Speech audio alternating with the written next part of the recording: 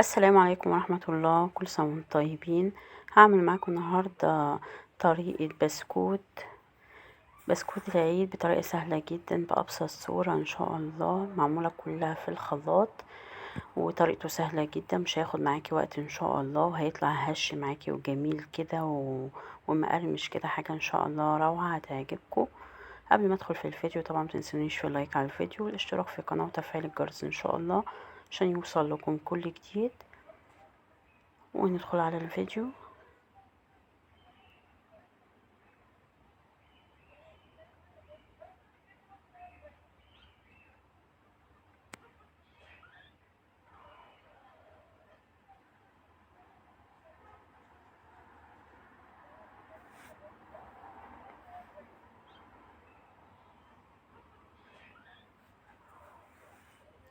عندي هنا كده المكونات بتاعتي اللي انا هستخدمها. انا عندي هنا الخلاط لان انا هعمل كل حاجة في الخلاط الا دي طبعا والعجن في الاخر. عندي هنا يبقى عندي كوباية ونص من السكر البودرة، وعندي كوباية من السمنة. كل الكوبايات اللي انت هتستخدميها لازم تكون مج واحد تستخدمي فيه كل مقاديرك. كوباية ونص من السكر البودرة او العادي الحبيبات زي ما المتاح عندك. هستخدم كمان كوباية من السمنة، وبنفس المج برضو هاخد نص زيت، يبقى كوباية من السمنة ونص من الزيت. كده انا حطيت كوباية وده النص التاني بتاع السكر. كده انا هنزل بكوباية السمنة بتاعتي،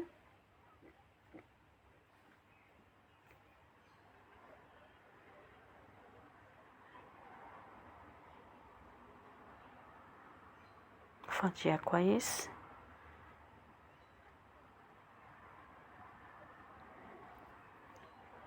هنزل بقى كده بنص كوباية الزيت بتاعتي.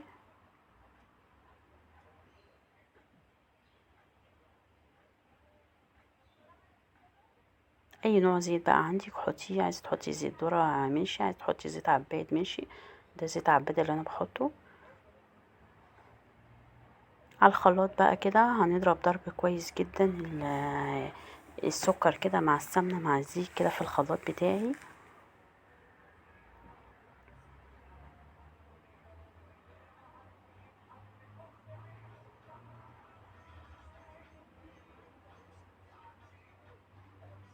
اضربي بقى ضرب كويس جدا. انا هعمله بالبرتقان، عايزه انتي مش عايزه تعمليه بالبرتقان وعايزه تعمليه باللبن العادي مفيهاش مشكله. يعني بدل ما هنستخدم برتقان انا هنا هستخدم نص كوبايه من البرتقان، عصير برتقان. انتي تستخدمي نص كوبايه من اللبن الحليب. انا كده بضربهم كويس كده. انا ضربت دول مع بعضيهم السمنه مع السكر. هنزل بقى بالبيض بتاعي، انا عندي بيضتين. هنزل بقى بيضه بيضه، يعني هحط بيضه واضربها في الخلاط وبعدين ارجع تاني احط بيضه تاني واحده واحده. هنزل كده معاها كمان بالفانيليا بتاعتي، باكو فانيليا. انا حطيت باكو فانيليا واحد لان انا كده كده هستخدم بشر برتقان وهستخدم عصير برتقان وهستخدم ريحة كمان البرتقان، فكل ده اصلا مش هيخلي ريحة للبيض. كده انا بضربهم كلهم مع بعضيهم وهبتدي احط كمان البيضة التانية اللي فاضلة. دي البيضة التانية كده، انا ضربت كده البيضة الاولانية ودي البيضة التانية. اضربيهم بقى كويس كده. انا حطيت كمان عليهم ريحة ده كان فيه كده الامبول ريحة البرتقان. انا حطيت الامبول كله بتاع ريحة البرتقان، واحط كمان عصير البرتقان.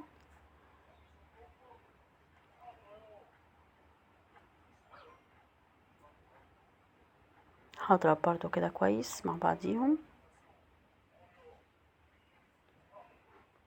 كده انا ضربت المقادير بتاعتي وركنتها على جنب. هبتدي اجهز الدقيق بتاعي. انا هستخدم هنا كيلو من الدقيق.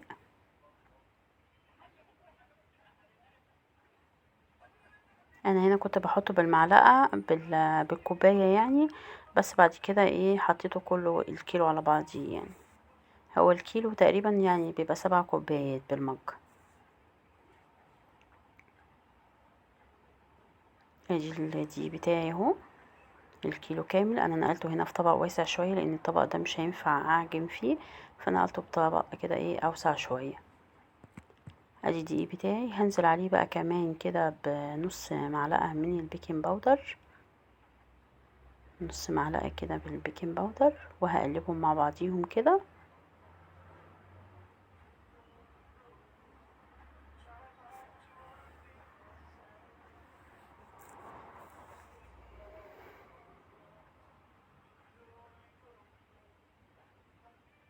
ننزل بقى بالخليط بتاعي،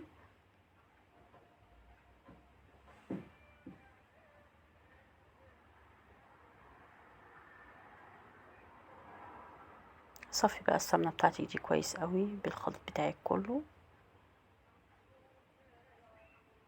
هنا بقى مرحلة العجن، احنا هنا مش هنعجن، انا يدوب بس هلم العجينة مش اكتر.